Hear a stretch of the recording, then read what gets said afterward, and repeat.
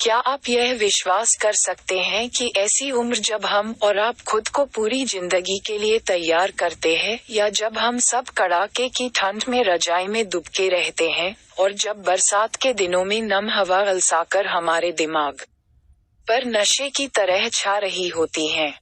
जीवन के ऐसे नाजुक पड़ाव पर किसी युवा ने आंखों में स्वयं कुछ बड़ा करने के सपने लिए रोज 16 घंटे काम कर 360 करोड़ से भी ज्यादा की कंपनी की नींव रख दी हो।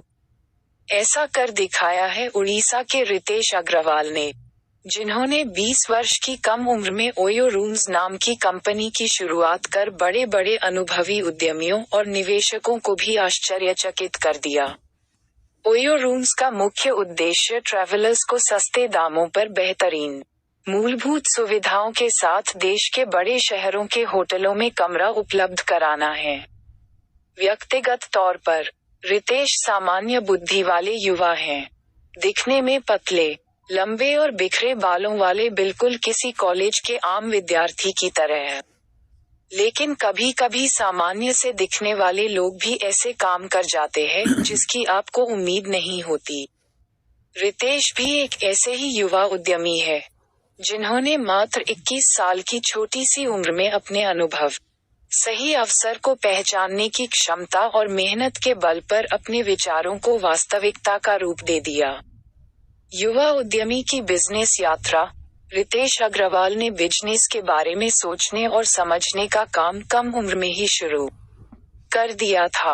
इसमें सबसे बड़ी भूमिका उनके पारिवारिक पृष्ठभूमि की थी। उनका जन्म 16 नवंबर 1993 को उड़ीसा राज्य के जिले कटक बीसाम के एक व्यावसायिक परिवार में हुआ है। 12वीं तक की पढ़ाई उन्होंने जिले के ही स्कैड हार्ट स्कूल में की। इसके बाद उनकी इच्छा आईआईटी में दाखिले की हुई, जिसकी तैयारी के लिए वे राजस्थान के कोटा आ गए। कोटा में उनके बस 2 ही काम थे, एक पढ़ना और दूसरा जब भी अवकाश मिले खूब ट्रैवल करना। यही से उनकी रुचि ट्रैवलिंग में बढ़ने लगी। कोटा में ही उन्होंने एक किताब लिखी, Indian engineering colleges, A Complete Encyclopedia of Top 100 Engineering Colleges, और जैसा कि पुस्तक के नाम से ही लग रहा है, ये पुस्तक देश के 100 सबसे प्रतिष्ठित इंजीनियरिंग कॉलेजों के बारे में थी। इस किताब को देश की सबसे प्रसिद्ध ई-कॉमर्स साइट फ्लिपकार्ट पर बहुत पसंद किया गया। 16 वर्ष की उम्र में उनका चुनाव मुंबई स्थित Tata institute of fundamental research (TIRF) में आयोजित एशियन साइंस कैंप के लिए किया गया। ये कैंप एक वार्षिक संवाद मंच है जहां एशियाई मूल के छात्र शामिल किसी क्षेत्र विशेष की समस्याओं पर विचार विमर्श कर विज्ञान और तकनीक की मदद से उसका हल ढूंढा करते हैं। यहाँ भी वे छुट्टी के दिनों में खूब ट्रैवल किया करते और ठहरने के लिए सस्ते दामों पर उपलब्ध होटल्स, बजट होटल्स का प्रयोग करते। पहले से ही रितेश की रुचि बिजनेस में बहुत थी और इस क्षेत्र में वे कुछ करना चाहते थे, लेकिन बिजनेस किस चीज का किया जाए, इस बात को लेकर वे स्पष्ट नहीं थे। कई बार वे कोटा से ट्रेन पकड़ दिल्ली आ जाया करते और मुंबई की ही तरह सस्ते होटल्स में रुकते ताकि दिल्ली में होने वाले युवा उद्यमियों के आयोजनों और सम्मेलनों में शामिल होकर नए युवा उद्यमियों और स्टार्टअप फाउंडर्स से मिल सके। कई बार इन इवेंट्स में शामिल होने का रजिस्ट्रेशन शुल्क इतना ज्यादा होता कि उनके लिए उसे दे पाना मुश्किल हो जाता। इसलिए कभी कभी वो इन आयोजनों में चोरी चुपके जा बैठते। यही वो वक्त था जब उन्होंने ट्रैवलिंग के दौरान ठहरने के लिए प्रयोग किए गए सस्ते होटल्स के बुरे अनुभवों को अपने बिजनेस का रूप देने की सोची। ORAVEL स्टेज से की शुरुआत। वर्ष 2012 में उन्होंने अपने पहले स्टार्टअप ओरावल स्टेज की शुरुआत की। इस कंपनी का उद्देश्य ट्रैवलर्स को छोटी या मध्य अवधि के लिए कम दामों पर कमरों को उपलब्ध करवाना था, जिसे कोई भी आसानी से ऑनलाइन आरक्षित कर सकता था। कंपनी के शुरू होने के कुछ ही महीनों के अंदर उन्हें नए स्टार्टअप्स में निवेश करने वाली कंपनी वेंचर नर्सरी से 30 लाख का फंड भी प्राप्त हो गया। अब रितेश के पास अपनी कंपनी को आगे बढ़ाने के लिए पर्याप्त पैसे थे। उसी समय अंतराल में उन्होंने अपने इस बिजनेस आइडिया को थेल फेलोशिप, जो कि पेपल कंपनी के सह संस्थापक पीटर थेल के थेल फाउंडेशन द्वारा आयोजित एक वैश्विक प्रतियोगिता है के समक्ष रखा। सौभाग्यवश वे इस प्रतियोगिता में 10वां स्थान प्राप्त करने में सफल रहे और उन्हें फेलोशिप के रूप में लगभग 66 लाख की धनराशि प्राप्त हुई। बहुत ही कम समय में उनके नए स्टार्टअप को मिली इन सफलताओं से वे काफी उत्साहित हुए और वे अपने स्टार्टअप पर और बारीकी व सावधानी से काम करने लगे।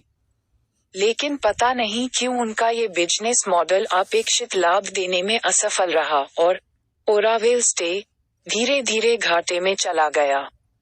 वे परिस्थिति को जितना सुधारने का प्रयास करते, स्थिति और खराब होती जाती और अंत में उन्हें इस कंपनी को अस्थायी रूप से बंद करना पड़ा। जब ओरावेल स्टेज बन गया ओयो रूम्स, रितेश अपने स्टार्टअप के असफल होने से निराश नहीं हुए और उन्होंने दोबारा स्वयं द्वारा अपनाई गई योजना पर विचार करने की सोची ताकि इसकी कमियों को दूर किया जा सके। इससे उन्हें यह अनुभव हुआ कि भारत में सस्ते होटल्स में कमरे मिलना या न मिलना कोई समस्या नहीं है। दरअसल कमी है होटल्स का कम पैसे में बेहतरीन मूलभूत सुविधाओं को प्रदान न कर पाना।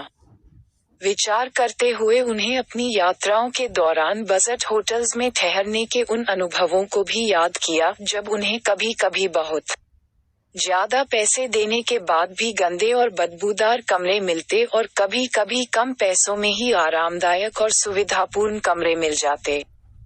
इन्हीं बातों ने उन्हें फिर प्रेरित किया कि वे पुनः ओरावेल स्टेज में नए बदलाव करें एवं ट्रैवलर्स की सुविधाओं को ध्यान में रख उसे नए रूप में प्रस्तुत करें। और फिर क्या था, वर्ष 2013 में फिर ओरावेल लॉन्च हुआ, लेकिन इस बार बिल्कुल नए नाम और मकसद के साथ। अब ओरावेल का नया नाम ओयो रूम्स था, जिसका मतलब होता है आपके अपने कमरे। ओयो रूम्स का उद्देश्य अब सिर्फ ट्रैवलर्स को किसी होटल में कमरा मुहैया कराना भर नहीं रह गया।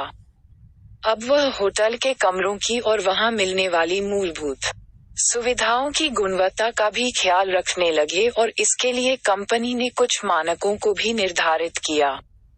अब जो भी होटल ओयो रूम्स के साथ जुड़ अपनी सेवाएं देना चाहता है, उसे सबसे पहले कंपनी से संपर्क करना होता है। इसके पश्चात कंपनी के कर्मचारी उस होटल में जा वहां के कमरों और अन्य सुविधाओं का निरीक्षण करते हैं। अगर वह होटल ओयो के सभी मानकों पर खरा उतरता है तभी वह ओयो के साथ जुड़ सकता है, अन्यथा नहीं। सफलता के कदम। इस बार रितेश पहले की गलतियों को दोहराना नहीं चाहते थे, इसलिए उन्होंने एक बिजनेस फर्म सेवेंटिम के सीईओ भावना अग्रवाल से मिल बिजनेस की बारीकियों को बेहतरीन ढंग से जानने का प्रयास किया। इन सलाहों ने आगे चलकर उन्हें कंपनी के लिए अच्छे निर्णय लेने में काफी मदद की। प्रारंभ में ओयो रूम्स को लगातार ग्राहक मिलते रहे, इसलिए उन्होंने लगभग दर्जन भर होटलों के साथ समझौता कर लिया। इस बार रितेश की मेहनत रंग लाई और सब कुछ वैसा ही हुआ जैसा वे चाहते थे। किफायती दामों पर बेहतरीन सुविधाओं के साथ ट्रैवलर्स को ये सेवा बहुत पसंद आने लगी। धीरे धीरे ग्राहकों की मांगों को पूरा करने के लिए कंपनी में कर्मचारियों की संख्या 2 से 15 से 25 कर दी गई। वर्तमान में ओयो में कर्मचारियों की संख्या 1500 से भी ज्यादा है। कंपनी के स्थापित होने के 1 वर्ष बाद 2014 में ही 2 बड़ी कंपनियों लाइटस्पीड वेंचर पार्टनर्स LSVP एवं DSG कंज्यूमर पार्टनर्स ने ओयो रूम्स में 4 करोड़ रुपए का निवेश किया। वर्तमान वर्ष 2016 में जापान की बहुराष्ट्रीय कंपनी सॉफ्टबैंक ने भी 7 अरब रुपए का निवेश किया है, जो कि एक नई कंपनी के लिए बहुत बड़ी उपलब्धि है। वह बात जिसने रितेश अग्रवाल को कंपनी को और आगे बढ़ाने के लिए प्रेरित किया है, वह है हर महीने ग्राहकों द्वारा 1 करोड़ रुपए से भी ज्यादा की जाने वाली बुकिंग। आज मात्र 4 वर्षों में ओयो रूम्स 15,000 से भी ज्यादा होटलों की श्रृंखला, 10 लाख कमरों के साथ देश की सबसे बड़ी आरामदेह एवं सस्ते दामों पर लोगों को कमरा उपलब्ध कराने वाली कंपनी बन चुकी है।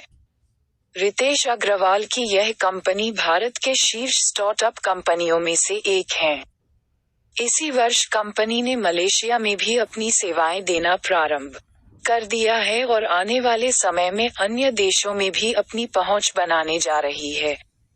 2 जुलाई 2016 प्रतिष्ठित अंतर्राष्ट्रीय magazine GQ, gentleman S quarterly ने रितेश अग्रवाल को 50 most influential young Indians innovators की सूची में शामिल किया है। इस सूची में उन युवा इनोवेटर्स को शामिल किया जाता है जो अपनी नई सोच व विचारों से लोगों की जिंदगी को आसान बनाते हैं। अगर आपको वीडियो अच्छा लगा तो सब्सक्राइब करें और शेयर करें एजुकेशन स्टोरी।